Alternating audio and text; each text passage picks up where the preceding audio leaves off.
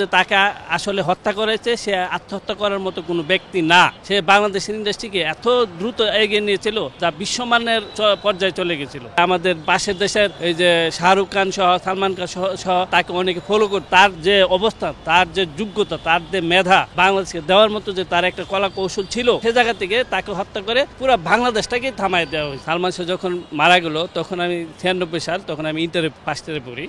তো তখন দেখলাম যে তার তখন এরকম একটা সপ্তাহ নাই, এরকম একটা মাস নাই যেখানে তার সিনেমা আমরা দেখতাম না। তখন এরকম একটা জনপ্রিয় লোক ছিল। তো আমি বলবো যে তাকে আসলে হত্যা করেছে সে আত্মহত্যা করার মতো কোনো ব্যক্তি না। সে বাংলাদেশের ইন্ডাস্ট্রিকে এত দ্রুত এগিয়ে নিয়েছিল যা বিশ্বমানের পর্যায়ে চলে গেছিলো। বিশেষ করে বলিউডের নায়ক নায়িকারা যারা ছিল অনেকে তাকে ফলো করতো। আমরা যতটুকু জানছি যে আমাদের পাশের দেশের এই যে শাহরুখ খান সহ সালমান খান সহ তাকে অনেকে ফলো করতো।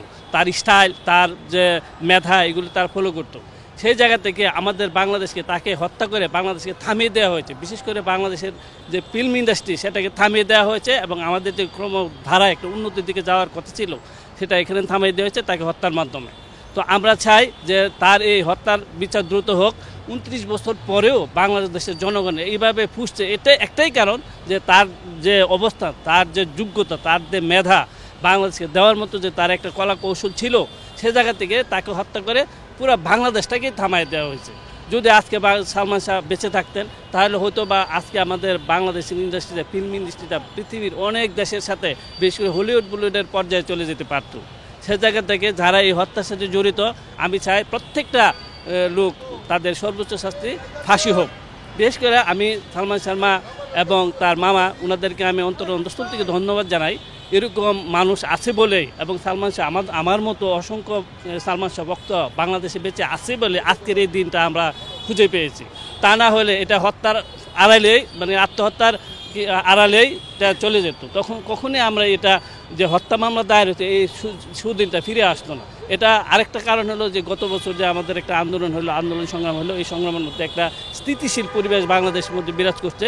সেই জন্য এই পরিবেশটা আজকে আমরা খুঁজে পেয়েছি, যার জন্যই সালমান শাহ সহ অসংখ্য যারা পিছনে হত্যা হয়েছে তাদের হত্যার যে দাবিটা আমরা করতে পেরেছি।